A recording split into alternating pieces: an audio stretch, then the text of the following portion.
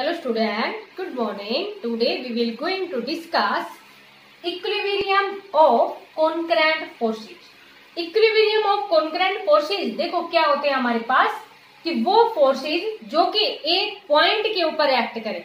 एक पॉइंट के ऊपर एक्ट करने का मीन्स क्या है, जैसे कि एक फोर्स तो इधर एक्ट कर रहा है एक ही पॉइंट से और एक फोर्स इधर एक्ट कर रहा है, मीन्स डायरेक्शन किधर भी हो सकती है, इधर भी एक्ट कर सकता है या फोर्स इधर भी एक्ट कर सकता है, इधर भी एक्ट कर सकता है।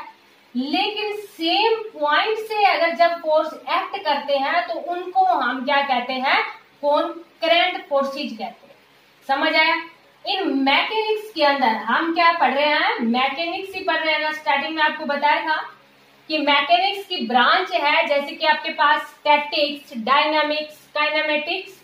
तो हम काइनेमेटिक्स के बारे में जैसे कि सेकंड यूनिट में पढ़ चुके थे, और जब एक्सटर्नल फोर्स की बात करते हैं उसके कारण जब मोशन आता है बॉडी के अंदर तो उसको डायनामिक्स बोलते हैं। तो ये अभी हम स्टडी कर रहे हैं, तो मीन्स काइनेमेटिक्स डायनामिक्स को छोड़ के ये तो सारी ब्रांचेज हैं किसकी, मैकेनिक्स की। तो हम किसके बारे में स्टडी कर रहे हैं, फिजिक्स के अंदर अभी मैकेनिक्स ही चल रहे हैं ना।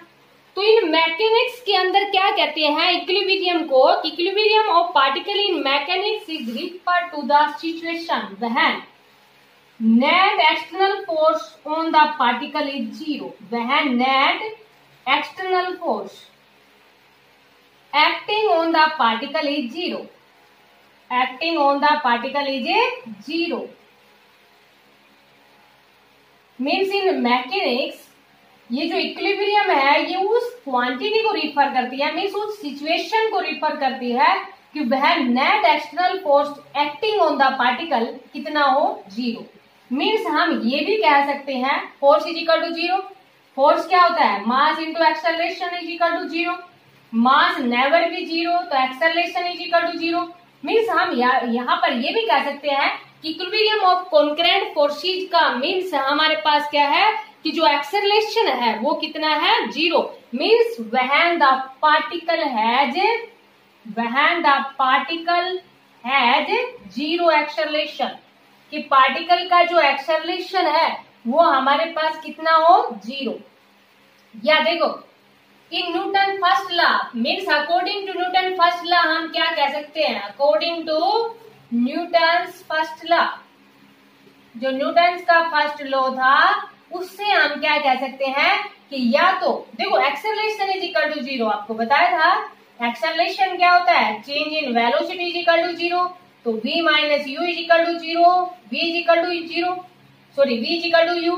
It means particle either in rest और इन ए यूनिफॉर्म मोशन। इसका मतलब यही हुआ ना, मीन्स न्यूटन के फर्स्ट लॉ के अकॉर्डिंग हम क्या कह देंगे कि either the particle at rest, particle है वो किसमें है, पार्टिकल एट ए रेस्ट और इन यूनिफॉर्म मोशन। या तो पार्टिकल किसमें है, रेस्ट में, या हमारे पास किसमें है, यूनिफॉर्म मोशन में। तो इक्विलिब्रियम आपको समझ आया बेटा। इक्विलिब्रियम का मतलब क्या है, the forces which are at the same point, उनको तो कॉन्करेंट फोर्सेज कहते हैं। और equilibrium in mechanics refers to the situation when net external force acting on the particle is zero, means when the particle has a zero acceleration, और zero acceleration है तो according to Newton's first law of motion क्या कह देंगे, either the particle is in rest or the particle in a uniform motion, उसको हम क्या कहते हैं, इक्विलिब्रियम कंडीशन कहते हैं। तो इसको देखो समझने के लिए कि इक्विलिब्रियम के लिए, जैसे कि मान लीजिए हमारे पास टू फोर्सेज है और एक्टिंग ऑन ए पार्टिकल, तो इक्विलिब्रियम में हम कब कह देंगे, जैसे कि अभी हमने रिप्रेजेंट किया था कि एक फोर्स हमने इधर ले लिया था, एक फोर्स इधर ले लिया था, they are acting at the same point F1 F2। तो जो रिजल्टेंट है हमारे पास इक्विलिब्रियम कंडीशन में, इक्विलिब्रियम कंडीशन का मतलब F1 plus F2 is equal to zero. Equilibrium means net external force on the particle is zero. ये तो रिजल्टेंट ऑफ टू फोर्स ले लिया हमने, और इक्विलिब्रियम का मीन्स जो नेट जो फोर्स है वो हमारे पास कितना हो, zero. Means force are equal and opposite. यहाँ पर इक्विलिब्रियम का मतलब ये हुआ कि जो फोर्स एक्ट करेंगे वो ऐसे नहीं है कि जैसे कि एक फोर्स इधर ले लिया एक फोर्स इधर ले लिया, नहीं, फोर्स होंगे वो कैसे होंगे, इक्वल एंड अपोजिट होंगे, तभी हमारे पास इक्विलिब्रियम की कंडीशन होगी।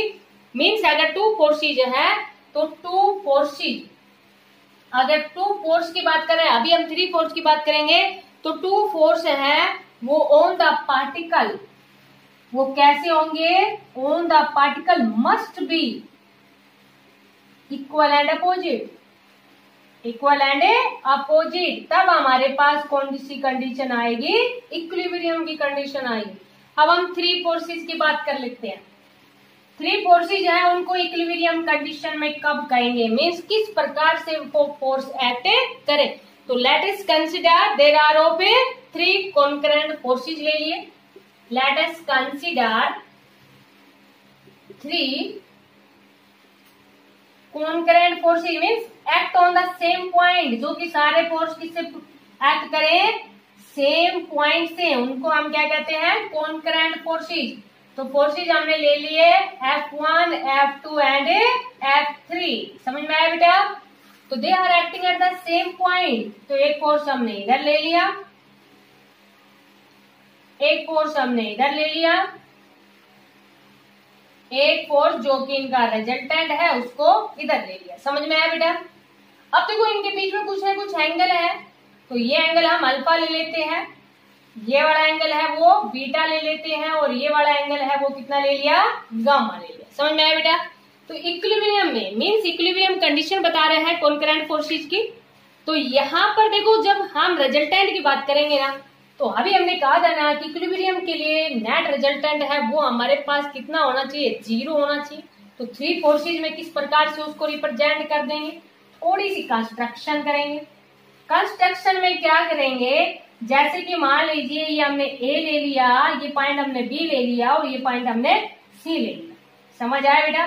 थोड़ी सी कंस्ट्रक्शन क्या की, इसको पैरेललोग्राम बना लिया, क्योंकि पैरेललोग्राम के अंदर रिजल्टेंट हम जानते हैं ना, ये सी है तो इसको क्या ले लिया, सी डैश ले लिया, समझ आया बेटा। अब देखो यहाँ पर पैरेललोग्राम क्या कहता है, if two vector two sides of parallelogram, ये टू एडजेसेंट साइड्स है parallelogram represent the two vectors, then resultant है वो कौन देगा, उसका डायगोनल देगा ना, जो कि यहाँ पर हमारे पास ओसी क्या है, इसका एक डायगोनल है, तो ये रिजल्टेंट देगा। तो क्या लिख देंगे बेटा, ओए प्लस ओबी, इसका रिजल्टेंट है वो हमारे पास कितना है, ओसी डैश ही है ना, समझ आ गया बेटा। अब देखो ये हमारे पास क्या है, according to parallelogram, according to parallelogram, parallelogram के अकॉर्डिंग ओए प्लस ओबी किसके इक्वल आ गया बेटा, ओसी डैश के इक्वल आ गया ना। लेकिन देखो ओए तो हमारे पास F1 है, ओबी हमारे पास F2 है, लेकिन ओसी हमारे पास F3 है ना, तो दोनों तरफ क्या कर दें, एडिंग, ओसी बोथ साइड तो कर सकते हैं ना, मल्टीप्लाई डिवाइड सब्ट्रैक्ट जो करना है वो। तो OA plus OB plus OC is equal to OC dash plus OC, समझ में आया बेटा। अब यहां से आपको फिगर से दिख रहा होगा बेटा, जितना ओसी है उससे अपोजिट ही हमारे पास क्या है, ओसी डैश, समझ आया बेटा। ये हमारे पास कितना था, F1, ये हमारे पास कितना है, F2, और ओसी हमारे पास कितना है, F3, और ये दोनों कैसे आ गए, इक्वल एंड अपोजिट। तो ये हमारे पास क्या आ गया, इक्विलिब्रियम ऑफ कॉन्करेंट फोर्सेज, कि कॉन्करेंट फोर्सेज है, थ्री फोर्सेज लिए, तो इक्विलिब्रियम की कंडीशन के लिए वो फोर्स किधर एक्ट करेंगे, तो वो फोर्स किधर एक्ट करेंगे कि अगर टू फोर्सेज इस तरह से एक्ट कर रहे हैं, तो रिजल्टेंट है वो हमारे पास कौन सा देगा, थर्ड देगा। कॉन्करेंट का means they are acting at the same point, means इसको हम ऐसे भी रिप्रेजेंट कर सकते हैं, जैसे एक फोर्स हमने इधर ले लिया, एक फोर्स हमने इधर ले लिया, तो ये हमारे पास क्या आ जाएगा, इसका रिजल्टेंट आ जाएगा F1, F2 और F3, समझ आया बेटा। ट्राइंगल के रूप में भी रिप्रेजेंट कर सकते हैं, triangle law of vector addition पढ़ा था ना हमने। Triangle law of vector addition के अंदर हमने क्या पढ़ा था कि अगर आपके पास two vector are acting in the same direction, then resultant third, जो रिजल्टेंट है वो अपोजिट ऑर्डर में होगा, तभी हमारे पास रिजल्टेंट आता है ना। अगर ये तीनों सेम ऑर्डर में ले ले, ये F1 ले लिया, ये F2 ले लिया और ये हमने क्या ले लिया F3, तो ये कंडीशन, इस कंडीशन के अंदर भी रिजल्टेंट है फोर्स का, वो हमारे पास कितना आ जाएगा 0। तो ये क्या है कि इक्विलिब्रियम कंडीशन, की इक्विलिब्रियम कंडीशन है उसमें हम इस प्रकार से भी इनको रिप्रेजेंट कर सकते हैं। समझ में आया बेटा? फिर 3 का था, इस तरह से हमारे पास कितने तक कर सकते हैं आप n तक कर सकते हैं, क्योंकि न्यूमेरिकल आपके पास लगभग 2 और 3 के ही है, तो आप इनको अच्छे से अंडरस्टैंड करना। ठीक है बेटा? दूसरा देखो आपके पास इक्विलिब्रियम कंडीशन के लिए लेमीज थ्योरम, पीछे भी आए थे आपके पास एक बार वेक्टर के अंदर लेमीज थ्योरम, तो रिजल्टेंट है वो लेमीज थ्योरम के द्वारा भी हम निकाल सकते हैं। वो कैसे? देखो बेटा, ये F1 था, ये F2 और ये हमारे पास क्या है F3। तो देखो लेमीज थ्योरम के अकॉर्डिंग भी हमें निकाल सकते हैं। मीन्स अगर हमें कोई भी फोर्स निकालना हो, इक्विलिब्रियम कंडीशन आ गई, लेकिन हमें कोई भी एक फोर्स निकालना है, मीन्स जैसे कि हमारे पास 3 फोर्सेज है और उनमें ये एंगल भी हमें दे रखे हैं, और एक अगर फोर्स निकालना हो हमें, तो किसका यूज करेंगे? लेमीज थ्योरम का यूज करेंगे।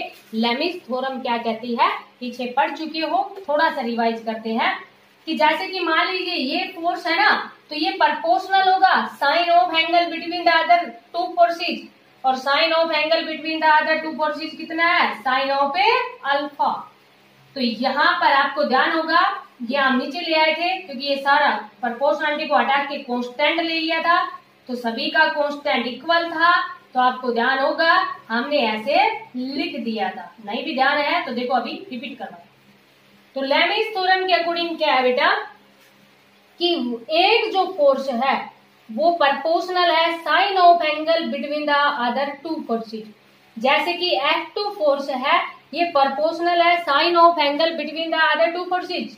ऐसे ही F3 है, वो प्रोपोर्शनल है किसके? Sine of angle between the other 2 forces. इस तरह से समझाया था ना, आपको ध्यान हो तो। साइन ऑफ अल्फा, फिर प्रोपोर्शनलिटी को हटाया तो यहाँ पर कांस्टेंट लिया था, फिर इसको यहाँ नीचे ले आए थे और ये हमारे पास क्या आ गया था। सिमिलरली हमारे पास ऐसे आ गया था, प्रोपोर्शनलिटी को हटाया तो हमने के ले लिया था यहाँ पर, फिर F2 by sine of beta किसके इक्वल आ गया था? K equal, and similarly F3 upon sine of gamma is equal to K. और इसका जो यूज है वो हम किसमें करेंगे? न्यूमेरिकल्स में करेंगे कि किस तरह से इक्विलिब्रियम कंडीशन के ऊपर, इक्विलिब्रियम ऑफ कॉन्करेंट फोर्सेज है या इक्विलिब्रियम कंडीशन के ऊपर किस तरह से हम वैल्यू निकालते हैं, तो वो अभी हम डिस्कस कर रहे हैं। देखो अभी हमारे पास एक न्यूमेरिकल है इक्विलिब्रियम ऑफ कॉन्करेंट फोर्सेज पे, मींस इक्विलिब्रियम कंडीशन का। जैसे कि न्यूमेरिकल है वो हमारे पास किस टाइप से दिया हुआ है, a body of mass 1 kilogram hangs in equilibrium from 2 string as shown in figure. Figure हमारे पास दिया हुआ है, जी की वैल्यू कितनी है? 10 metre per second square. What are the value of tension in the string OA and OB। It means ये हमारे पास क्या है? A और ये हमारे पास क्या है? B। तो ये पूछ रखा है what is the value of tension in string. तो जैसा कि आपको बताया हुआ है कि टेंशन फोर्स ही होता है, लेकिन जब स्ट्रिंग की बात करते हैं तो टेंशन से रिप्रेजेंट कर देते हैं फोर्स को। तो यहाँ पर देखो बेटा, तीनों की तीनों फोर्स है T1, T2 और वेट, क्योंकि मास 1 किलोग्राम दिया हुआ है और जी हमारे पास कितना है? 10 मीटर पर सेकेंड स्क्वायर। तो 1 किलोग्राम वेट हो गया ये, और 1 किलोग्राम वेट m इंटू जी। वेट हमारे पास क्या होता है? फोर्स से मास इंटू एक्सेलरेशन। तो m को g से मल्टीप्लाई करेंगे, मास 1 किलोग्राम है, g हमारे पास कितना है? 10। तो ये हमारे पास कितना आ गया? 10 kilogram metre per second square, और जिसको हम क्या लिख देंगे? 10 न्यूटन। तो 3 फोर्सेज हो गए। तो तीनों के तीनों फोर्स है वो सेम ओ से एक्ट कर रहे हैं, means these are a equilibrium. किसमें आइए? T1, T2 and mg are in equilibrium. किसमें आइए? इक्विलिब्रियम में। और जब इक्विलिब्रियम में है और जब एंगल दे रखे हो तो किसका यूज करते हैं हमें? लेमीज थ्योरम का, जैसे कि अभी आपको बताया था। तो यूजिंग लेमिस थ्योरम या अकॉर्डिंग टू लेमिस थ्योरम। और लेमिस थ्योरम क्या कहती है बेटा, देखो यहाँ पर हमें एंगल दिए हुए हैं, अगर ये एंगल दे रखे हो तो ये एंगल ना दे रखे हो तो भी हम निकाल सकते हैं। कैसे कि जो एक्सटीरियर एंगल है ना, ये सम ऑफ इंटीरियर एंगल होता है। ये 60 है, ये 90, तो ये कितना आ गया 150 डिग्री आ गया। ये 90 है 30, तो ये हमारे पास कितना आ जाएगा 120 डिग्री आ जाएगा। समझ में आया बेटा। तो अगर नहीं भी दे रखा है ना तो हम निकाल सकते हैं। ठीक है बेटा। अब देखो according to Lami's theorem, Lami's theorem क्या कहती है कि वन फोर्स है ना, ये प्रोपोर्शनल होता है sine of angle between the other two forces. अब यहाँ पर अदर टू फोर्सेज के बीच में एंगल कितना बचा 150 डिग्री, तो इसको हम क्या लिख देंगे साइन ऑफ 150 लिख दिया। T2 divide by sine of A 120 degree. और थर्ड फोर्स हमारे पास क्या है, इसका वेट है mg। ठीक है बेटा। और ये sine of angle between the other two forces कितना है 90 डिग्री। समझ आया। हमें तो T1 और T2 निकालना है, तो फर्स्ट और थर्ड को कंपेयर कर लें क्योंकि सारे इक्वल ही तो है। तो mg divide by sine of A 90 degree. समझ में आया बेटा। आप देखो T1 divide by sine of A 150 degree और mg कितना है 10 और साइन 90 की वैल्यू कितनी होती है 1। इट मीन्स हमें यहाँ पर क्या निकालना है, अब T1 निकालना है। तो देखो बेटा T1 इज इक्वल टू कितना आ जाएगा 10 साइन ऑफ ए 150 डिग्री। समझ में आया बेटा। अब साइन ऑफ 150 डिग्री देखो कैसे निकालोगे, मैथमेटिक्स में आपने पढ़ ही लिया होगा।